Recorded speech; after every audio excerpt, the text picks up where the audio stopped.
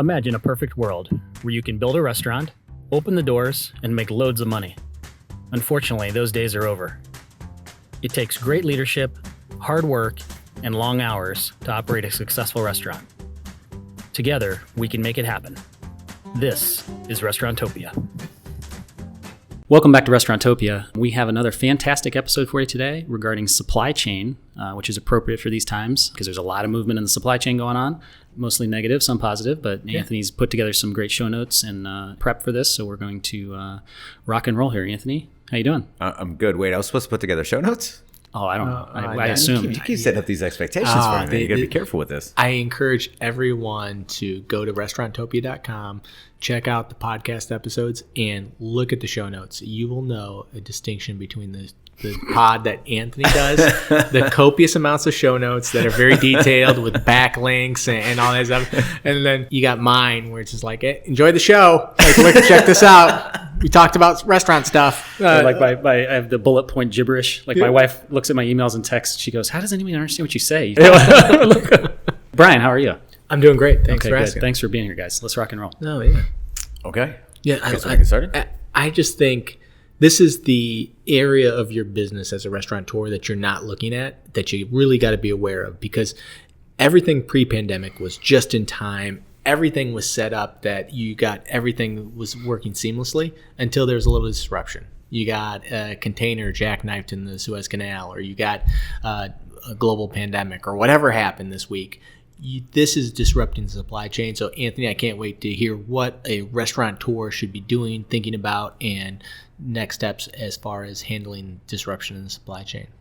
Yeah, thanks, man. Yeah, I think this is a tough topic for us to talk about, just because we're sponsored by the one and only Hillcrest Food Service, the best independent and family-owned and operated distributor in Ohio, if not the world, right? 100%. So when I talk about this stuff, it sounds like a cop-out. But what I really want to kind of relay is that this is the industry. And this isn't us as distributors or entities of distributors that are making excuses. Mm-hmm. This is a reality. So you have some of the most unprecedented demand that we've ever seen in a restaurant business. And largely because we're comparing it to almost, little to no demand of the last year. Yeah. So you have this surge, the pent-up people, as Dave calls them. And it's great. And you have all these people here. But is the supply chain ready to keep up? So we talk about staffing issues with restaurants. We talk about all these things that restaurants are going through, but we never consider what the factories, the manufacturers, the warehouses, all these people are going through as well. They're dealing with the exact same thing, whether it's staffing issues, whether it's quality issues, whether it's raw material issues and things like that. We do these training sessions every Friday, and we have Adam, one of our lead purchasing guys, on there every time. And we call him the Grim Reaper now, because he's trying to educate our team on how to educate and help customers in the best way possible. And Adam shows up every Friday, and he's got a frown on his face, and he looks so sad. And by the way, Adam listens to the podcast, so Adam, we love you, and we're sorry you're in this amazing. situation. Yeah. We're sorry you're in this situation, but we love you. But he's in a situation, and I disagree as far as the cop out, because I don't think our listeners think it's a cop out as we're a broadline distributor and we're saying that we don't have stuff because of the supply chain. It's across the board. You go to Home Depot. I just got an example from a friend of mine. She is an executive at a chemicals company, and prices for glue are going up 40%. So to buy a 2x4 is pretty easy at Home Depot, but plywood that involves glue, or even paper bags that are glued together, those prices are going up astronomically because of the constraint in the supply chain on that one item, glue. So you don't realize how that trees out into other items, right? Or branches out. 100%. No. And just to give some real life live examples, like you just to extend the Hillcrest commercial, if we must. Yeah. Listen. Right now, as we're recording this podcast, we have two gentlemen driving around to pick up chicken wings so we can supply our customers. Mm-hmm. Yeah. Okay. We're going to that level to make sure that the supply chain doesn't disrupt your business. Period. End of story. I appreciate that, and I've seen it. We are a huge company that buys millions of dollars of chicken wings. So it's not like, it's this mom and pop show that we don't buy any and the vendors aren't giving us any love. No, we are a tier one purchaser of this product. And because of the disruption in the supply chain, we are still having challenges. Now, we overcome those challenges by thinking outside the box and being aggressive, but that's what we do to support local independent restaurants, because we know that they need to have that, and they're not going to change their menu because we had difficulty finding something. It's a good thing you didn't do show notes because we're just winging it. We don't need show notes. No. I was going to say, I don't have any. Well, but it's funny. It doesn't just stop at chicken wings, right? Obviously, that may be the most sensitive one right now is chicken wings. Today. Yeah. No. But not today. It's been for weeks. And I did a newsletter about chicken wings a week and a half ago to mixed reviews because it seemed like some people really appreciated the transparency and some people were like, it's easy for a distributor to say that, right? Yeah. And of course, and that's why I put the disclaimer at the top of this conversation. Either way, I know where my heart is and I know what I'm doing. And what I'm doing is trying to educate people so they can be 2 steps ahead of the problem when the shortage truly falls out, right? And I think we're experiencing that now, unfortunately. So there's not a lot you can do. And the thing is, Brian, when you talk about the raw materials or the commodity shortages, I think that again branches out and causes way more problems. Look at to-go containers. They can't find resin. Yeah. So the plastic resin disappears. They can't make containers. Well, that affects many industries other than just food service too. So we're going to be dealing with this, in a much more wide bandwidth, I guess, moving forward. So all that being said, inevitably these restaurants with this amazing demand, outstanding. Supply chain is not going to be able to keep up in a lot of facets, and we don't know what those are yet. It's not like they play their hand and say, "Oh, look, we're 6 months from now, we're going to run out of this." Now they can tell you a couple weeks, and we learned that from Adam, who's amazing, by the way. We learned that from him, but we learn it, in real time, and we're able to be proactive. But and you're going to see pricing changes. You're going to see other industries are going to affect you. And I'm going to go back into a historic example from way back in 2020, Nitro gloves. Oh, yeah. Remember what you could buy a case of Nitro gloves for in 2019 versus what they cost, late 2020? It's crazy. Yeah, it's astronomical. So, if you want the black ones, forget about it. Yeah, correct. Yeah, because they look so cool, though. But they look, exactly. But they look cool. But other industries are using them, so those are being used. And even vinyl gloves. And I had a conversations with people in our organization about, should we could add some Nitro gloves onto our container and do this, and I'm like, no, get the vinyl. Like the Nitro gloves, that's like I go, it's just for somebody who just wants to look cool. Like it's not necessary. It's not. I mean, looking cool is necessary in my world. No, but the vinyl gloves that.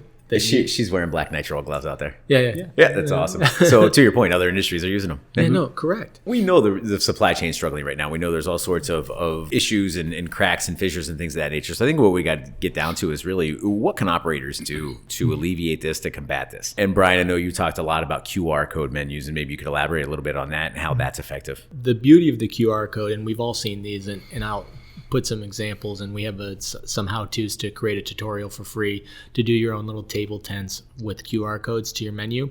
But you have your menu on your website. I encourage you to make it dynamic, include it as part of your point of sale system so it updates constantly, and not a PDF. A PDF is very hard to view on your phone. But what Anthony is alluding to here is you have the QR code on your table. The customer can point their phone at it. It immediately populates with the website, and there is your website with your menu on it. So that's doing 2 things. One, it's driving traffic to your website, which is always good and reminds the customer that you do have a good website. But 2, it has a menu that can be updated instantaneously. So if there is an issue with whatever the item is that you sell and you need to increase your price by $1 or $2, you can do it like that. You don't have to reprint anything, and you're up and running. Yeah. So I'd worked at a couple of restaurants. We did our printing in-house, and I can't tell you what a boon that was, because all of a sudden you get a report from your distributor saying, hey, look, there's a shortage in this product due to demand. Reprint the menus now. It costs us $20, but you know what? We're going to be on par with our pricing tonight, which is a Saturday night, and we're going to sell 50 of this dish with another, $200 of this ingredient going to something else. Raise the price. Correct. You're not Walmart. You're not going to have a loss leader where, we're going to sell calamari at a loss tonight. No, you're not in that business. This isn't a hobby. Right. Increase your prices. Yeah. Yeah, and this is probably the 3rd episode we've talked about. You have a responsibility to make profit. It's irresponsible not to, right? I'm putting that on a T-shirt. I love it. And I'll tell you what, the first 25 people that email me, it says, it's irresponsible not to make profit. Restauranttopia. And then we're going to quote, who said it? Paul Saginaw. Brian Seitz said, you lie. Yeah. So hold on, let's finish this. The first 25 people that email you or get on the website. Yeah. And I will send them a free Restauranttopia podcast T-shirt. Okay, I love that. Is that our first giveaway? I feel like we need a buzzer you hit. Yeah, no. This is good. So confetti flies down. You email me, or I'll tell you, I'll go one better. Go to our website, restauranttopia.com. Yes, there you are. And there's a listener feedback. Just leave us a message with your voicemail, and I will send you out the shirt at our cost. You'll love the shirt. High quality, good swag. We don't give out junk, but definitely happy to have anyone walking around with the Restauranttopia logo on them. I love it. Yeah. Do I qualify? Can I get First 25? First 25. fantastic. Yes. I love it. First Yeah, 25. no rules. He didn't think about that, did he? No, So anyway, I'm not Clear Channel. They're like, yeah. I love that, man, and I love the nimbleness. Is that the word? Nimbleness? Yeah, yeah. Nimbility. Nimbleness. I think Yeah, it's yeah. I like nimbility. The flow, Nimbility is but pretty good, nimbleness, yeah. I think, is the appropriate term. Yeah. I love that. And independents are great at that, right? We know that. They can change on a dime. And I love the ability it gives you to pivot like that at noon on a Friday, and you can be set in stone 15 minutes later and change again if you want to, right? The QR code, or whether you print in house, one of the two. Mm-hmm. but that's what you have to do. Even if it's running down to FedEx and printing them there, or any way that you need to do it, you need to be nimble, because that is one of your superpowers as a local independent restaurant. Sure is. And you got to always be using that, because the big national chains are, trying to turn a tanker ship in the Suez Canal. It takes a while. Like, you need to be able to move quickly and implement changes. Yeah, can't disagree there. One that I like is a diversion tactic. And we talked about this, Dave, with Boneless Wings a couple weeks ago. And I talked about it with my son. Like, a lot of times my son will come up to me and he'll want something ridiculous. And oftentimes the flat out no is like the hardest shock for a kid like that, right? And there's sometimes like maybe he wants Cheetos, but I have broccoli, right? So let's use that kind of as an example. Like, no, you can't have the Cheetos, but if you want a snack, you can have broccoli. Maybe broccoli's stupid. How about an apple? You can have an apple instead, right? And so all of a sudden he's looking at it like, okay, well, I really wanted Cheetos, but you got an apple. That's not so bad. I like apples too. So he walks away with a smile and he's happy. And I recommend we do the exact same thing. So it's kind of like what David put me on task to do some costing and stuff, which we'll share. And what is about the wing market, because we all know what's going on with wings, as we discussed. But the fact is you can't have wings. So I can't get the bones, but I can still get chicken meat. It's still fried. It's still with hot sauce, and it's still with blue cheese dressing for that combination of the unctuous blue cheese. It's all funky, and the salty hot sauce. That combination is magical. That's really what brings us into it, right? I love it. Yeah. So listen, boneless wings aren't a secret, but the fact is now you should be touting them. Now they should be front and center, because the fact is they're sustainable from a supply chain standpoint. And so I think you could do this with a lot of different products, whether it's, a certain type of steak, if you go from a strip to a badass sirloin, or if you go from a lobster to a langostino, and you see the trend here. Just make sure you have that supplemental product in place to divert the attention and make it satisfactory, right? Don't just throw your hands up in the air and say 86, I'm helpless. Yeah, correct. Yeah, and I think in maybe we could share this in the show notes is you actually did a breakdown of the cost where you can actually price the boneless wings less at an attractive price and actually make more gross profit. They're all about. They're 100% better for your organization if you can just commit your customers to eating them. And you just need to convert. Like we're maybe not saying take wings off the menu, but if you can offer some sort of feature special with the boneless wings and give that option, I'm sure there's a group of people that comes in for wing night or they might get wings and they're going to think, I don't want to get under my fingernails tonight, so I'm going to eat with a fork and I want a boneless wing, and it's great. But there's a reason that people go away from boneless wings and towards the wings, typically. And this is my opinion as a consumer. And Anthony, you tell me if I'm wrong. It's how they're prepared and how well they're executed. So if you coach up your servers that you are making your own boneless wings. Oh yeah, and it's funny you said that too, because I actually did a really rough cut vlogging video that demonstrates a couple different methods of breading, so you can be at that level. Where can I find that?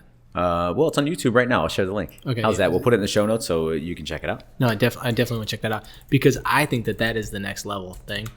Explaining to the customer, this is not your national brand XYZ boneless wing. This is homemade from scratch, delicious, freshly made today for you, and it's better than a chicken wing. Yeah. Right, and it's not prefabricated, so you have control over the meat to breading ratio, which is always an issue in prefabricated boneless wings. That's exactly what it is, and that's why you bite into a prefab boneless wing and you just ate a loaf of bread, you had a little piece of meat inside, and you're like, disappointment, complete letdown. Should have got the wing. That tells you how well that hot sauce with blue cheese combination helps out. Oh my God, it's everything. Yeah, it saves it. I did fish wings the other day. Someone showed me these fish wings products, and they were stupid good in the same preparation. I'm starting to think the protein doesn't matter in between the breading, right? It's all about the sauce and how it adheres. But anyway, I digress. So that's one of my favorite tactics. And again, I want to call that a diversion tactic, because again, it's not necessarily just straight 86ing it. It's saying, hey, look, we don't have this, but we have this. So it's called flexing on your special board is what it comes down to. And I think you absolutely have to do that. And lean into it, man. This is an opportunity to make changes, right? And we talked about lean into it and all that jazz. You're faced with adversity. What choice do you have? You got to embrace it. You got to love it, because it's change and it's coming. And you're coaching up the customer on a great new item. We have this awesome thing, this boneless wing. These aren't the crappy ones. These are the amazing in-house, scratch-made, specialty featured wings that we have, the boneless wings that we have that you're going to love. Again, and that's what you get where like, oh, now you got customers that are asking for it. Hey, when are you going to bring that back? When can we get those again? Well, and we can't forget too, Brian, and I love the upgrade in that notion, but even from a zoomed out perspective, is this a time where you look at your operation, you look at your organization, you look at the way your stations are lined up, you look at the way everything's lined up in your organization. We talked about this at the head of the pandemic, is now you have the ultimate scapegoat to fail. So if you do a little trial and error and say, you know what, this experiment didn't work, shucks, COVID, you know, and you're still on the back end of that. You have to make some of these moves, I think, to improve your operation. Also, God, make life easier on yourself, man. Your customers are going to forgive you. They love you. You know, maybe your menu needs to be cut in half. Maybe this does need to be taken care of. Maybe your kitchen does need to be rearranged. You can do all these things now. And I think it's, again, you can sit on your hands or you can go take some action and take a few stabs at it. No, you're the ultimate entrepreneur. You're the restaurateur. This is your sport. You're in the game. Focus on it. Listen to Restauranttopia. Use these tips and execute. Yeah, for sure. No, this is this is a fun episode because it's timely of what's going on and you got something else? Sorry. Yeah, I mean, it's just based on that. I think this is a great opportunity to reinvent yourself and a great opportunity to come out of this tunnel. You know, come out of the darkness and say, hey, look at the new me. I've done some work, as Brian would say. I've done some push-ups. I got a new figure. I got a new dress. I got a new way of doing things. And just follow me. I love this opportunity, and again, I'm a glass half full guy, so of course I want to see it that way. But you know, when you're down and you're worried about it, I think again, instead of looking at the problem, look at the opportunity. You can come out of it. Now, COVID, the government, everyone punched you in the gut this last year, and now is the time to come back. You put in the work, and you got to do some changes maybe, but now is the time to get out there and you know, really embrace customer service, embrace your menu, embrace hospitality. I think you're going to be wildly successful. Yeah, no, I agree. This was a fun episode, and thanks for putting it together, Anthony. And everybody have a great rest of the day. No, thank you so much. All right, thanks, guys. This is a high quality pod. Thank you, everybody. Take care. Adios. Thank you for listening to Restauranttopia. The gratitude that we have for each and every one of you spending your precious time to listen to this podcast is immeasurable. Please make sure to tell a friend about this podcast. And also, if you have any feedback for us, visit us on restauranttopia.com and drop us a line. You can also subscribe on your favorite place to listen to podcasts. Thank you and have a great day. Oh, wow. Did you hear the furnace just came on? That is next level. It came on right at 11 o'clock. Magic.